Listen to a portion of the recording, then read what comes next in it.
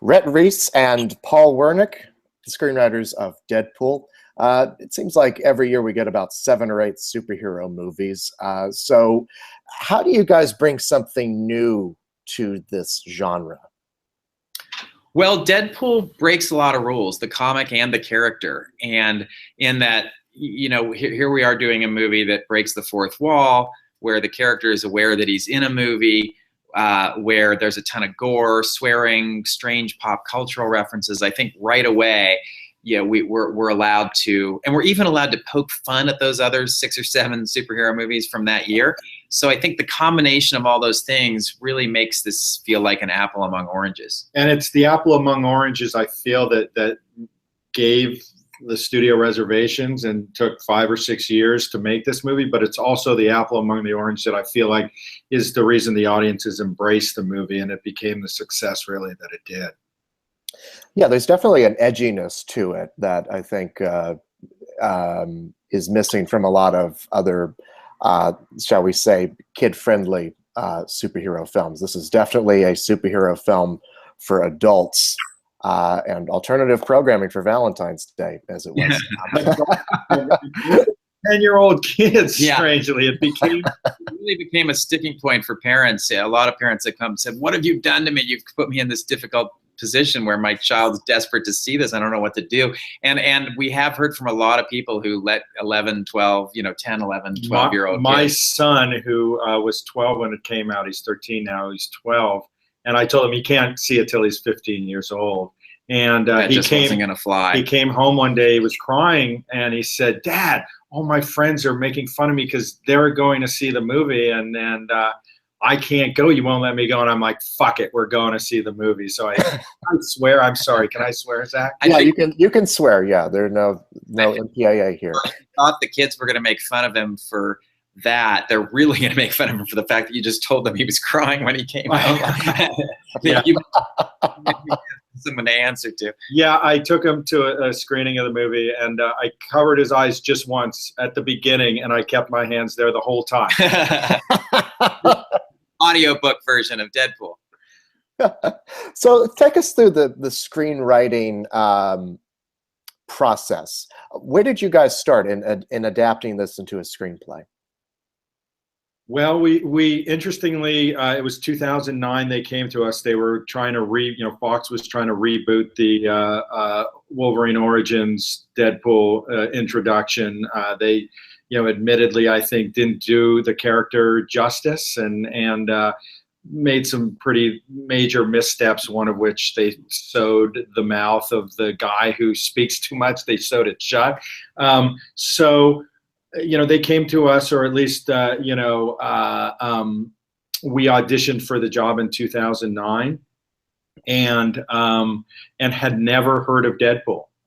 We had, we were comic book guys, but it was a 90s comic and it was a little beyond our time. And so we auditioned for the job. We read the comics and got familiar with the character and the tone and really the texture of the world, and then went into pitch. And we pitched, interestingly, a very traditional superhero movie and did not get the job. We got passed on, and ultimately our agent went to Ryan. Ryan was attached to the project from the very beginning. We've been on it, 7+ years. He's been on it, more than a decade. So our agent reached out to Ryan and said, "Look, I think these are the guys. You should read another script of theirs," and he read a drama we wrote for HBO, a dark drama, and said, "Oh my God, this is the kind of stuff I want to do. I want to get into the pathos of the character. I want to dig deep and really tell a different kind of story, and I think you're my guys." And 2 days later, we were hired by the studio and developed the movie with him, side by side.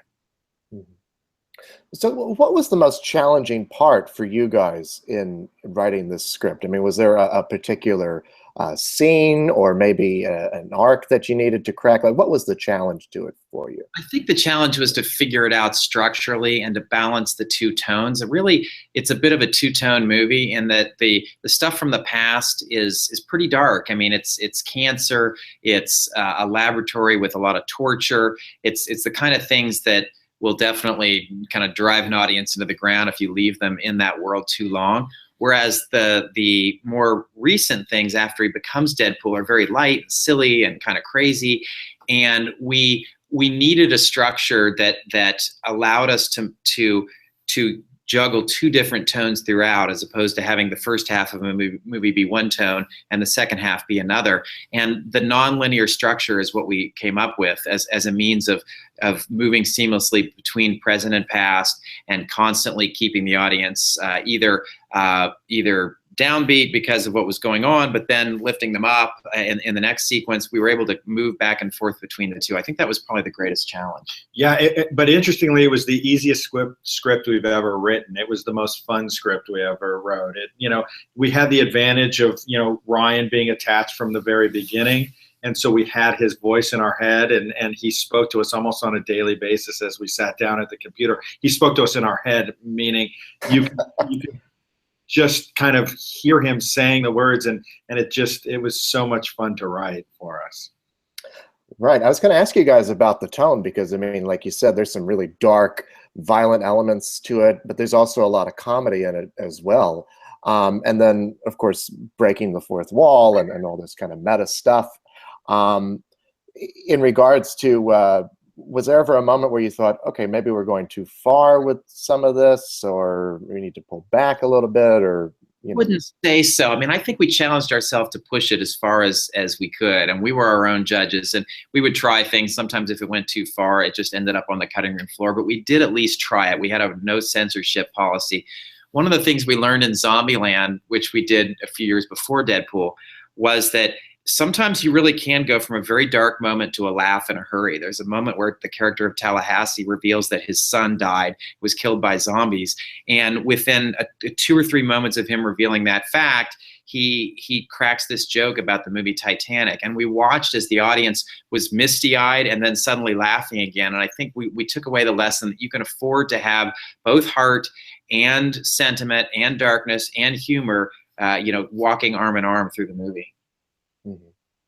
Right, it's a very hard line to balance there, so congratulations on doing that. I wanted to ask you about your collaboration. You guys have worked together on a lot. What is it? What do each of you give each other, if that makes sense, in the writing process? A shoulder to cry on. Okay. I think, again, we don't write together in the same room, interestingly. We break story together, but we go off and break scenes. We go off to our individual desks and write individual scenes, and then trade back and forth and rewrite each other till it melds into one voice. I think, partners, and this is not specific to Rhett as much as partnerships and writing partnerships, is that we give each other, the ability to, judge each other's work and ourselves before it goes out and into the world. I think you have that first element of quality control when you're writing a script and you're so intimately, in that world, you lose perspective. So it's hard to know when you're sitting down at your computer whether what you just wrote is genius or it's terrible. And I think, the partnership always is that first filter, that first, quality control that allows you to bounce off one another. What specifically Rhett gives me as a partner is just, he's brilliant and funny and that's very kind. I feel the same way about Paul. So, but it really, I think we bring out the best in each other, and I think we're better each together than we would be alone. And I think that's the key. We really, and it's also, there's a little bit when you have ideas and this is, I think, TV writers' rooms benefit from having multiple brains in the room, but oftentimes you'll have a thesis, and then you'll have an antithesis, and then you'll have a synthesis, and the ideas will bounce back and forth, and suddenly you arrive at an idea that's superior to the first idea that was thought of, because you've got that other person bouncing stuff back off you. So it really helps. Mm-hmm. And in the case of a film like this, there's a lot of action in it.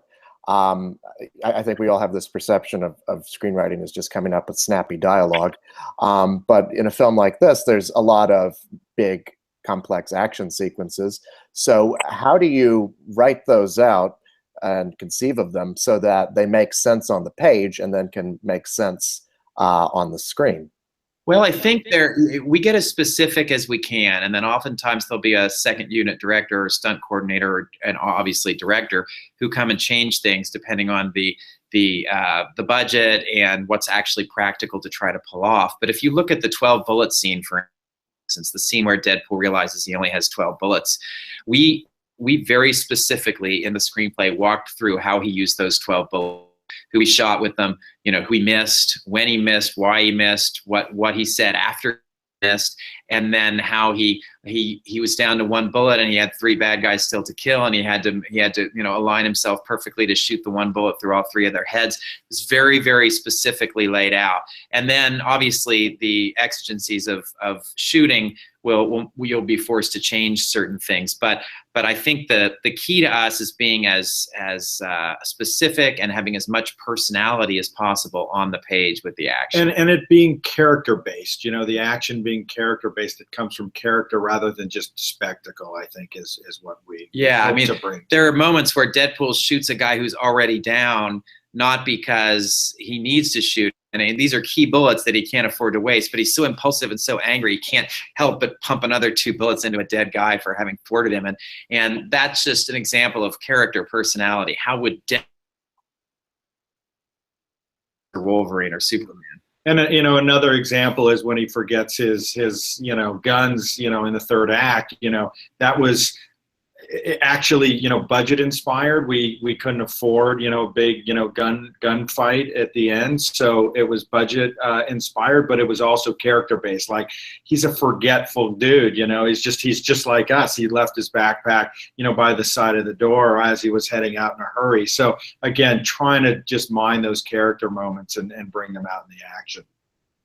Right, and I think that character is what really drives these films and makes them more than just routine action, right? I mean, what we've seen in the past few years with a lot of these superhero films is that people are going not just to see these big action spectaculars, but to see all these characters that they've grown to love. Absolutely.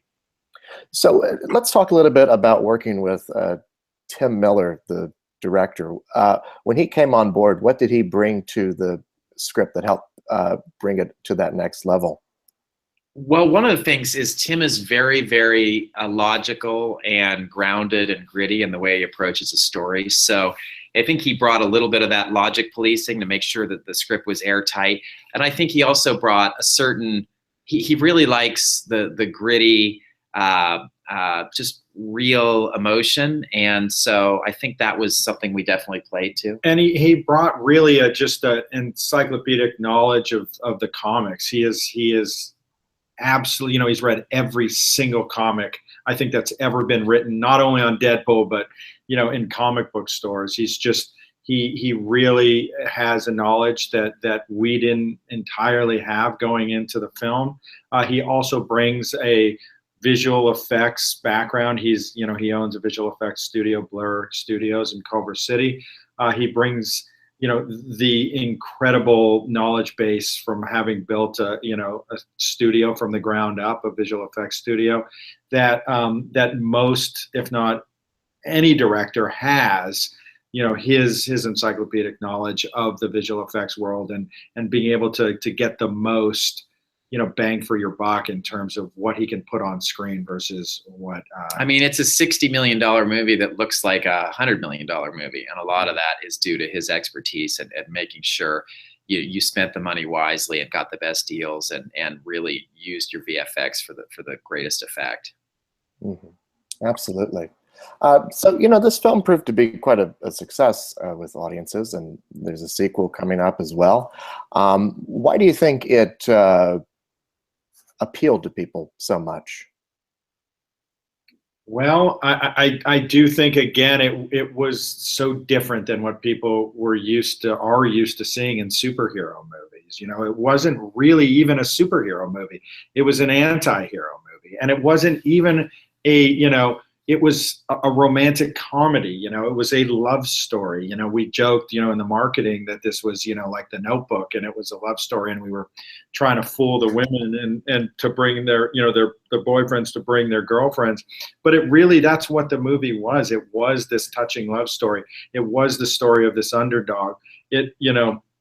Having a superhero swear, it's like people just weren't used to seeing anything like this. And I think audiences really embrace that in a world where there's so much of the same out there, right? I also feel like Deadpool passes the hangout test. We always apply, each one of our characters, we apply the hangout test to them, which is basically, would you want to hang out with this person? Good or evil, like, are they interesting? Or would they be someone you'd like to spend a couple hours with? And Deadpool is so relatable. He's so flawed. He's so funny. He's so ridiculous, and he's an underdog. Yeah, and he is an underdog, and he's like immature, and he's a rule breaker, and he is a character. I mean, a character in the sense of just one of those larger than life people. And I think people and when they watched the marketing, thought, I want to go spend a couple hours with this lunatic, and that really helped us. Yeah. Well, thank you both so much, and congratulations on the film. And thank you for taking the time to talk with me. We appreciate Zach. it, Zach. Appreciate it. All right. All right. Take care.